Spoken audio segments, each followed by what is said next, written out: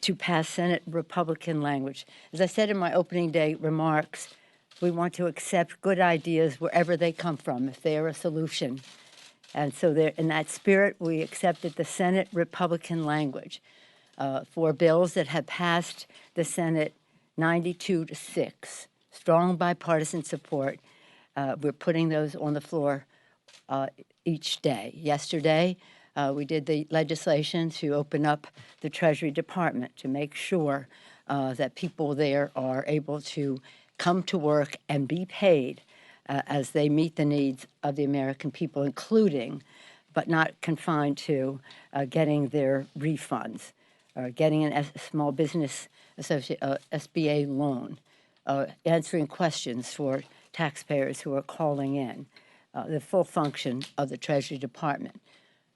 Can't say to the Treasury Department, come in, do the job, you're not going to get paid. That's what the president is saying. And today we will have the agriculture bill, the bill that covers the Department of Agriculture on the floor, so that we can address the farmer's safety net. They are expecting and not receiving what the president promised when he did his, shall we say, misinformed trade policies.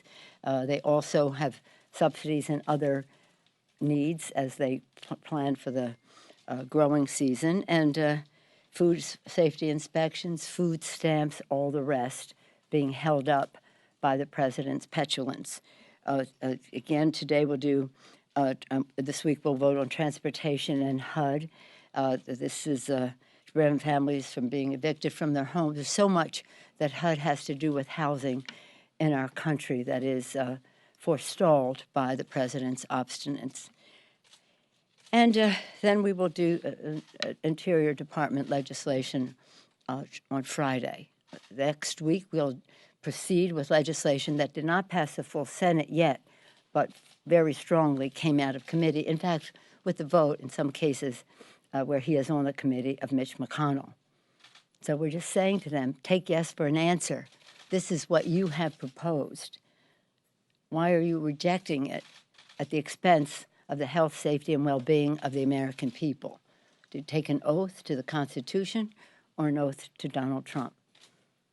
And these families, many of them veterans, are not able to meet their mortgage payment, their rent payment, their car payment, harming their own credit ratings. You're no friend of veterans if you harm their credit rating, and that's exactly what the president is doing. He's also harming the full faith and credit of the United States of America and our credit rating if he lets this go on with statements so irresponsible of saying, I'll let this go on for months or years. Months or years, the President of the United States. And so he's endangering the safety of our food supply, the security of our airlines, vulnerable families, nutrition assistance, tax refunds, paycheck of 800,000 innocent families. What did they do to deserve this? Of course, the president doesn't believe in governance, so he doesn't care if governance doesn't take place. He doesn't appreciate the role of public policy in the lives of the American people. But in addition to that, what he is proposing is not the best way for us to secure our borders. And let me just make a clarity. Not only was the president unpresidential, surprise, surprise, yesterday in his behavior. I think the meeting was a setup so he could walk out, but I'll say just that. And as I said to him yesterday, these people cannot go to their fathers to cover their payments, their cost. Can you? Can any of you, if this happened to you? If you can, good luck. That's wonderful for you. But that doesn't speak for most families in our country. But the fact is that what the president is proposing is not the best way to protect our borders. And I want to correct the record. He has not told the truth when he said he asked me if in 30 days I would support border security, and I said no. He knows, the people in the room know, that that was not what happened. What he said, in 30 days, will you support a wall? And I said no. He went out and said something completely different, because he knows we all support border security and that there's a better way to do it. He talks about drugs coming into the country. 90% of the drugs come in through the ports of entry. So what we are proposing is to build the infrastructure of the ports of entry, strengthen that, the ports of entry. Spend the money, it's hundreds of millions of dollars, but accessible to have the scanning technology to scan cars coming through for drugs, contraband of any kind, weapons even. Repair the roads, facilitate immigration and trade in those regions. The positive, shall we say, almost technological wall that can be built is what we should be doing. I don't even know if the president wants the wall. I think he just wants to debate on the wall, and he's having some difficulty with it because now, would you think a person has confidence in the strength of his own arguments with those he's debating with or with the American people? If you have confidence in your own position, why would you say, I have to shut down government so that people will heed what I am saying? It's a bad thing. Yesterday, we also had legislation on the floor to stop the Republican assault on the Affordable Care Act. 192 Republicans voted to undermine the pre-existing condition benefit, to lifetime limits, the ban on lifetime limits. They voted to stop the expansion of Medicaid. They voted to impede the health insurance affordability tax credits, and of course the benefit of kids up to 26 years old being on their families' policies and other things. Only 3 Republicans voted against that. And that was a vote for us to continue our legal argument against the case that the Republicans have brought. On the campaign trail, they said, oh, yeah, we're for the pre-existing condition. We are. 192 of them voted against it yesterday. So in any case, just to go recap in terms of the soap opera that the president's petulance and obstinance is creating, we all support border security. We take an oath to protect and defend the American people and to defend the Constitution as we do so. And that's what this debate is about. There's a better way, a more effective way to protect, to secure our borders, and that is what the debate should be about. And if you believe in your arguments and you're convinced that you're right and you think you can persuade others, you don't have to shut down government to strengthen your hand. Any questions? Madam Leader? Mm-hmm. Yes. Is there any world in which you would support, a world in which Democrats would support a broader deal in the context of reopening government? Would you support DACA as part of this reopening, for example? Well, we haven't had that discussion. What we're talking about now is just the president's insistence on a wall. We need to have comprehensive immigration reform. The Democrats and Republicans know that, and that is about dreamers and their families and the rest. We have said that we're going to protect the dreamers. That is very popular in the country. We can do that very quickly. It has Republican support in the Congress and certainly in the country. But comprehensive immigration reform is what this debate should be about. And quite frankly, when the president talks about this being a national security issue, no, it really isn't. It's about a policy that is discriminatory as to where people are coming into this country. So, yeah, no, absolutely, we always have stood ready to discuss comprehensive immigration reform and, of course, the dreamers in the meantime. Have those conversations before the government's reopened? Are you willing to have those conversations now? We have been having conversations. We don't want to be a backdrop for the president to stomp the table and get up and walk out.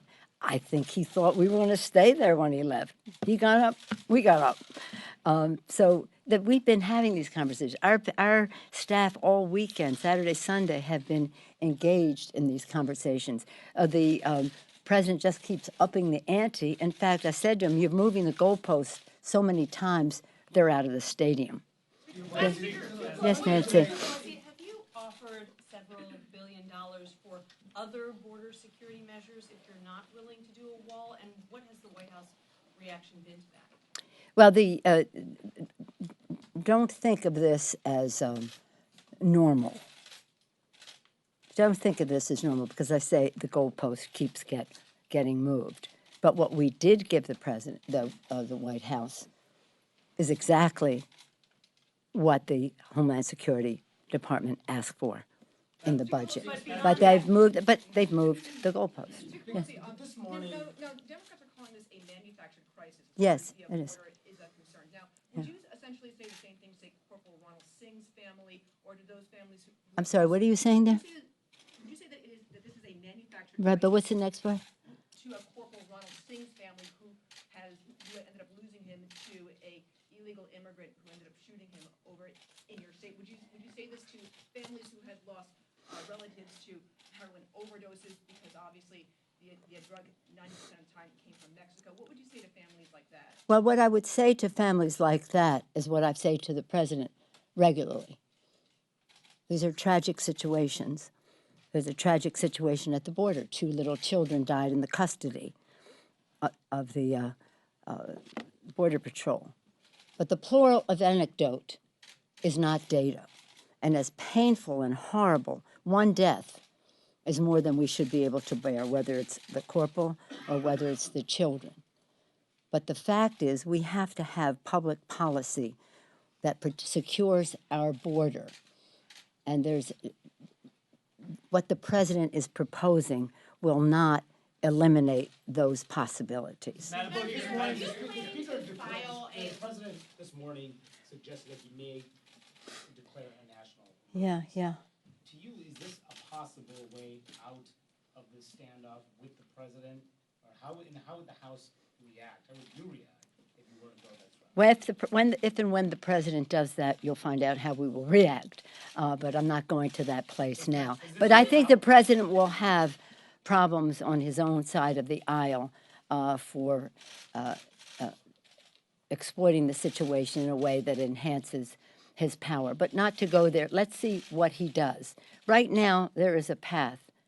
Open up government. Let's have this discussion on where we can agree on the best ways to protect our borders, to secure our borders, to do so in a way that honors our values. And the president's going to the border. Now he's saying maybe the trip isn't necessary. He goes and comes. But let me just close by saying this.